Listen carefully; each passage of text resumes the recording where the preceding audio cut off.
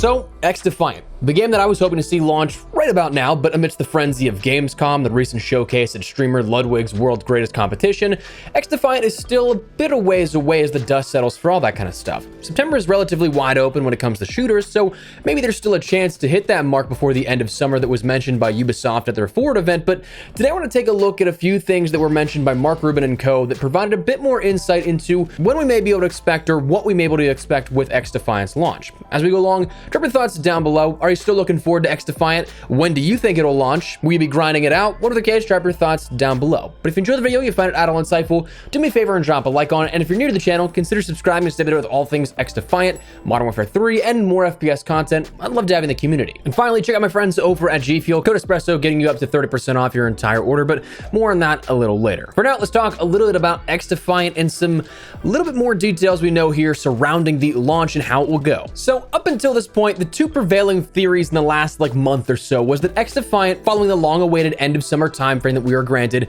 was that Gamescom and a recent World's Greatest Competition hosted again by streamer Ludwig would have been prime real estate for XDefiant's launch. To me, Gamescom felt absolutely the most logical location to, at the very least, drop information on when we'd see the launch of the game. I mean, it's a global scale event showcasing games from around the industry, all types of different genres of games, a ton of first sneak peeks for the world, exclusive information and all. And I mean, for us here on the channel, we even tuned into Gamescom for the first look at Modern Warfare 3's gameplay from the campaign.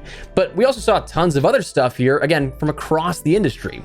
Surprisingly though, XDefiant was not included in that presentation with Jeff Keighley for Opening Night Live, and nothing came out of it from the actual expo itself in the days following to give further information about XDefiant, its launch window, its launch date perhaps, and I was incredibly surprised by that. I honestly really thought that would be when we'd see something here with it. It just made the most sense to me. But then we saw the World's Greatest Competition, which featured XDefiant. It was a playable version of the game that would be played by former and current pro gamers, which apparently turned out to be the same build that we had for the open beta a few months back. So in that regard, at least it's not like we saw a new version of the game previewed or anything like that. It's truly just what we had playable to all of us a couple of months back. No new features, gameplay, maps, weapons, or anything like that.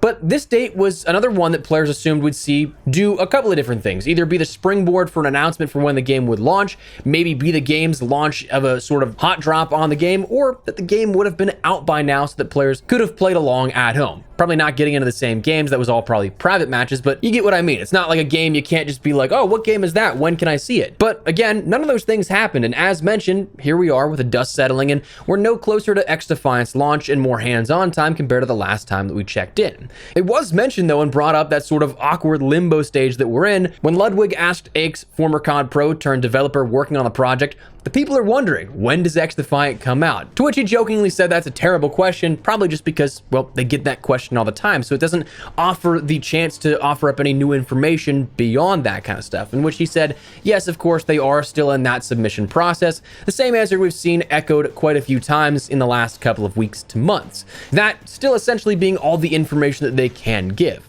Now that said, Mark Rubin, executive producer at Ubisoft and on XDefiant, also chimed in over the weekend saying that the game won't be coming out this weekend, which is now passed, so obviously makes sense, it's not out just yet, and that the game will not be shadow dropping, so you'll have time to preload and more. So that's actually pretty insightful because it gives us a bit more to perhaps build out a more accurate timetable. As we've talked about, the submission process here to go through certification and everything takes upwards of anywhere from a couple of months. We saw the beta end a couple of months ago. We've seen the submission process publicly talked about for a couple of weeks to maybe about a month and a half now at this point, but it is something that we're still in those timeframes and parameters. But with the additional information that we'll see an announced launch date for XDefiant before the game actually goes live, or at the very least just some time to preload so that we see maybe like 2 to 3 days from an announcement to when it actually goes live. That's still additional time that we can add onto the back end here of this. So while we very well could be close to the end of the certification process, we'll still have a little bit of time here in regards to when we actually see that game launch. Now, if it was up to me, obviously I'd do what I just mentioned. Get that certification process done and then drop it as soon as possible after an announcement. So again, like 2, 3, 4 days or something like that, because if they're not going to just say, hey, game's out now, go check it out, giving a little bit of promotional time, that's great, but also you don't make people wait another month or so on top of that. So is this probably what we wanted to hear? Likely not. I mean, if you're stoked for this game and you were hoping to see it sooner rather than later, well, last few months obviously haven't gone in your favor, but here's a few things to consider. This process for approval is something that's legit. I know that a lot of people are like, why can't you just release the game? Because this is how everything works in game development. It's not something that's being made up as an excuse.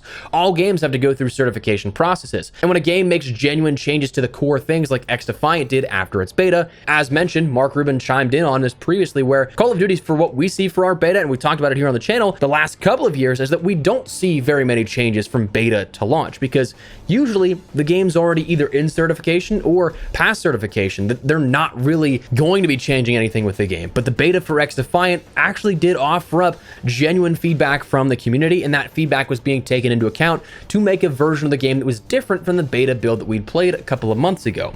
All games have to go through this process, and when it's a new IP on top of making those changes, it's going to take longer because you don't have previous builds to go off of. Like the universal development and engine shared between all games now within Modern Warfare 2, 3, whatever Treyarch's next game is and beyond, that all sharing the same unified engine, it's obviously a lot easier to push through certification because the base has been there for years on end at that point. XDefiant being an engine and underlying tech that has not been pushed out to a public version just yet in an official capacity, it's going to take a little longer. It's unfortunate, but it's the reality. I'm sure that if it dropped today and had bugs that there were game-breaking issues that could have been fixed with the certification process being a little longer, I'm sure you'd wish for a delay instead of having the game be unplayable. The second thing, though, I like to think that the community here is pretty good with this kind of stuff, but just for the love of God, do not go after developers if you're frustrated with this kind of stuff.